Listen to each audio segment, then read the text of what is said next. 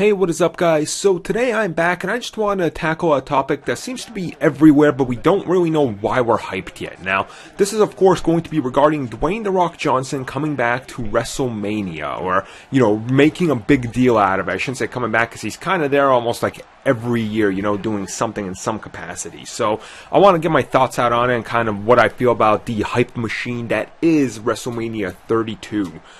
So obviously they, plan to pack the arena, break the all-time attendance record. That's probably going to happen. But we're running into this problem where, looking at the WWE as a whole, we kind of see a bunch of holes in their everything, really. That's the best way to put it. Injured stars left and right, top stars injured left and right, and them trying to speed run really Roman Reigns into the main event picture as fast as possible, which obviously The Rock, we knew since last year that he was probably going to make an appearance, him and Ronda Rousey, and then Ronda Rousey took a loss to, home, and that's her kind of luster has died down, all the hype behind her. So, you could bring her in, but now be like, oh, you got one loss, we can exploit that. You're not the toughest woman in the world now, right? So, and, you team her up with The Rock if she's going to make an appearance or not, but The Rock is out there, he retweets every single thing. This is the most he's ever hyped up anything I've seen, which kind of makes me scratch my head, because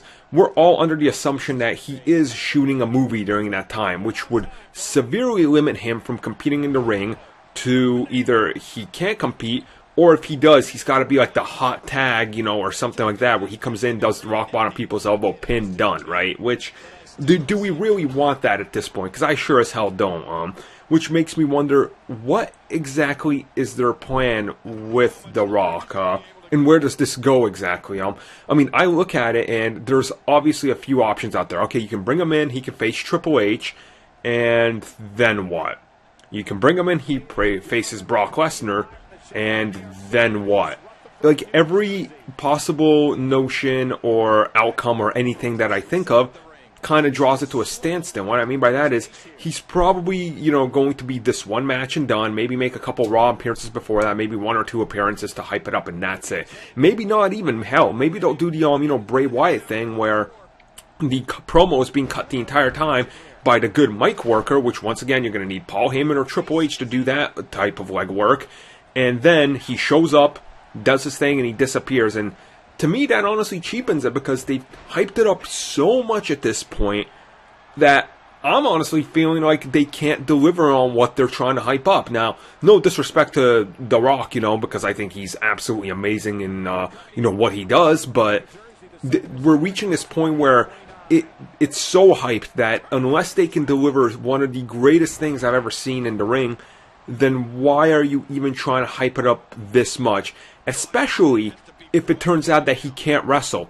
Can you imagine the disappointment we're all going to be in after all this hype, all these people reporting on it, and suddenly we get to WrestleMania, it's like, oh, The Rock is going to be special guest enforcer referee, and we're like,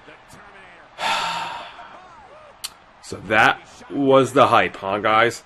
So I'm just saying here, I guess what I'm trying to say is, I'm tampering my expectations. I'm not expecting something big. Hopefully I'm wrong. Hopefully they can bring out The Rock and put him into some big match, and make it like be a match worthy of all this hype, and worthy of being at WrestleMania, and hopefully it's something big enough to headline WrestleMania. So I guess we'll see soon enough. But I just want to get my thoughts out on that.